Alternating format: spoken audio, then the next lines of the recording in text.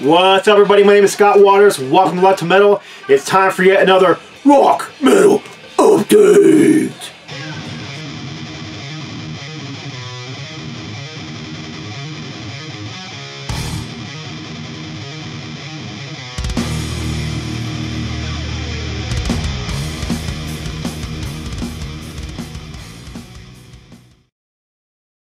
That's right, another rock metal update. This is going to be just a handful of albums I picked up in the last, I don't know, month or two, whether in trades or purchasing outright, but it's all original pressings of stuff, and it's all classic metal stuff from the 80s, early 90s kind of thing. So I'm going to start right off with this one, Nuclear Assault, Handle with Care. I snagged this one for a really good price on the YouTube Asylum, this vinyl CD cassette Asylum. Really glad to get it in very good condition. Nuclear Assault are one of those bands I love. I have all their stuff on CD, but I purposely didn't buy any vinyl from them over the last, I don't know, 5, 6, whatever many years, because frankly I'm just kind of an anal collector. So now that I have one, I got to find the rest, you know. So I'm always worried about adding another artist to my collection that has a big catalog, because then I got to like always find the rest, and that's just the way I am. So yeah, Nuclear Assault now on my radar, so I'll be looking for all of their albums. I also have a 12-inch single from this album for the song, awesome song in this album called Trail of Tears, one of their best songs ever in my opinion. But anyhow, Nuclear Assault, this was what, 1990 maybe? 89, somewhere in that area. I don't see a year on the back. This is a UK pressing on Under One Flag label. This one I might have shown before. Hadn't played it. It was just, I don't know. This is Uncle Slam, not Uncle Sam. Uncle Sam is a band from Rochester, New York. This is Uncle Slam from California. This is basically a, now that I just threw it across the room. This is basically I don't know. I'd call it thrash. Some people would call it hardcore. It's kind of a mixture of the two, kind of in the Suicidal Tendencies vein, you know. This is their first album. Very cool, old school thrash metal, you know. MOD would be another comparison, possibly. Maybe even some points The Accused, kind of, you know, that area. But I got this one. I can't even remember where I got it from now. Oh, I remember I got it in a trade with Rui Martin's. When I got it here, the vinyl was filthy. I mean, absolutely just unplayable, filthy. I stuck it on the turntable for a few seconds. And it was like, yeah, that's just going to wreck my needle. Not worth it. So I took it off, and I figured one of these days. I remember actually, it's stickers on the back. I got this at Bookman's for $10. Bookman's in Arizona. So I'm lying about the Rui trade. But anyhow, I sent this off to a friend of mine, Metal War God. I'm sure some of you guys are subscribed to him. And he ran it through his cleaner, and man, it's not perfect, and it never will be. But shoot, man, it looks so much better than it did. You can see where someone had played this, and it's got a little bit of groove wear and that kind of thing on there. But it sounds so much better after he ran it through his vinyl cleaner. And so I'm glad to have that back in my collection now. Honestly, it irritated me so much that it was so filthy, I never even put it in with my other records. I just kind of had it put off to the side. And I've had it for at least, it's probably a year on here. 1/22/16. So yeah, almost 2 years just sitting in a pile over there, unplayed because it was so dirty, and I just, you know, just the way I am about my collection, I just didn't want to put it.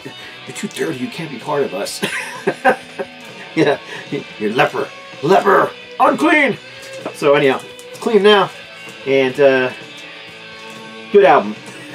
Sorry, I'm being a bit silly today. Bright sunny day outside, man.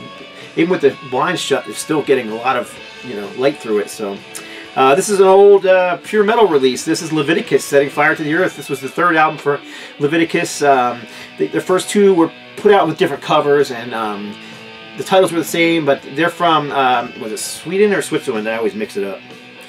Let's see if it's on here or not. I can't remember off the top of my head, but regardless, whatever their native languages, so they have some of the titles in, you know, the native language. They had an EP back before the first two albums as well, I believe.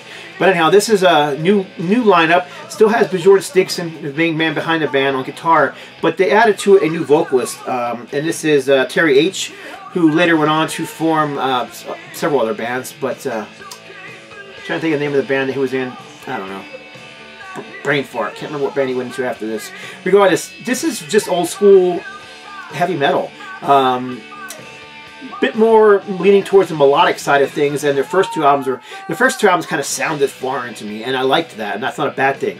It didn't sound like, you know, the new wave of British heavy metal. It didn't sound like the US bands. It definitely had their own native sound, and I really like that about it. This one here pushes more towards the American melodic heavy metal sound that was becoming popular, or was popular in the mid-80s.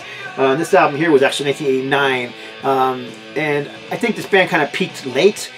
So when heavy metal might have been peaking 87, 88, this album was 89, but it's just a fantastic album from them. So third album from Leviticus, very good stuff. They actually put out 4 full-length albums, as well as Bjorn Stigson and Friends, which is a solo album he did. All of them are stellar. I'm still looking for their 4th album on vinyl. I do have it on CD. A little bit of ring wear on this one. I don't mind it all that much. Gives it some age, gives it some crust, and, you know, it's my copy, so I'm very happy with it. Let's see, we got 1, 2, 3 more here. This is Bloodless, Guilty as Sin. California-based speed metal, thrash metal, I don't know what you want to call it. This is their first full-length album. I believe, I can't remember if they had an EP or demos or what it was before this one. But this is 1985, Metal Blade release. Just old school, terrible, terrible cover. Kind of like their logo, always did like the logo, but the cover is just terrible. Guilty as Sin. I guess it's supposed to be like crystal or diamonds with blood running down inside of the veins of the crystal, but I don't know. It's alright. It's just not one of my favorite covers, but I do really like the music on here. Kind of in the lines of like a band like Heretic, you know, where they're kind of, or Metal Church, where they're kind of walking that fine line between thrash metal and straightforward heavy metal. But very good band, very good stuff. Next, some Japanese metal. This is Dead End. This is Shambara is the name of the album. Again, straightforward, old school heavy metal. It may sound trite to compare them to early 80s Loudness, but that's kind of what you're going to get here. Just straightforward heavy metal, a bit techy, a bit of a, you know, wankery on the guitar, but it's not overdone at all. It's not like, you know, Impala Terry or Yngwie Malmsteen. Just very, very well done, straightforward heavy metal. Doesn't even really push towards thrash anywhere. Like I said, it's just more straightforward heavy metal. And I believe this was on, I can't remember what label this was on, I have to look. Oh, Metal Blade. Duh, big Metal Blade logo on the back. I think there's some band pictures on the inside too. If I'm not mistaken. I am mistaken, there are no band pictures. And it's just a plain sleeve. But it is on the old Metal Blade label. Good stuff. Like I said, if you're into old school heavy metal, which obviously I am since I focused a lot on that on this channel, I like the band a lot. So if you run across that one somewhere, it's a good one to pick up. Last one for this one. This is a really cool one. This was Rui Martins, who sent me this one. I actually asked him if he could locate me a copy of this out in Portugal, and he found one for me. But this is Hungry Hearts by Victory. Just one I was missing, and I just couldn't find it. This one in the live album. I'm still looking for that live album too. But this is an original pressing. If you look close enough, you can kind of see it, if I get a reflection on it going on here. See the reflection on the Vision logo. The Vision logo, the Victory logo, excuse me, is foil stamped on there with gold foil stamp. Very nicely done. And it's also on a uncoated stock, which is, I love when albums are printed on uncoated stocks. The bad thing about that is they tend to get pick up dirt more, a little easier, and when they're white they pick up ring wear easier, but otherwise, you know, I just like the feel of them. I think it looks nice. It doesn't get the crazy glares. And like, there's an insert on this one. There's the band looking rather dapper. So, and then the vocalist in this band, if I'm not mistaken, was Charlie Hunn, right? Is that who it was?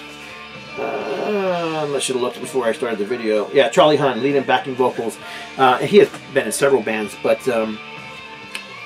most notably for me, as I'm a huge fan of Joe Perry and the Joe Perry Project, and he sang on the second Joe Perry Project album. So, but yeah, just a great singer, great melodic heavy metal, hard rock, I don't care what you want to call it, but it's just very, very well done. It's not pop, it's not glam, or butt rock, or whatever other stupid label you want to put on it. It's just very well done, heavy rock and roll. There you go. So there you go. There's my short but sweet original pressing rock metal update video. Appreciate y'all watching once again. Again, appreciate any remarks you leave. I always respond. I love talking to you guys about music.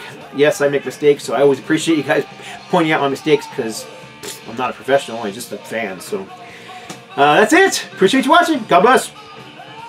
Stay strong.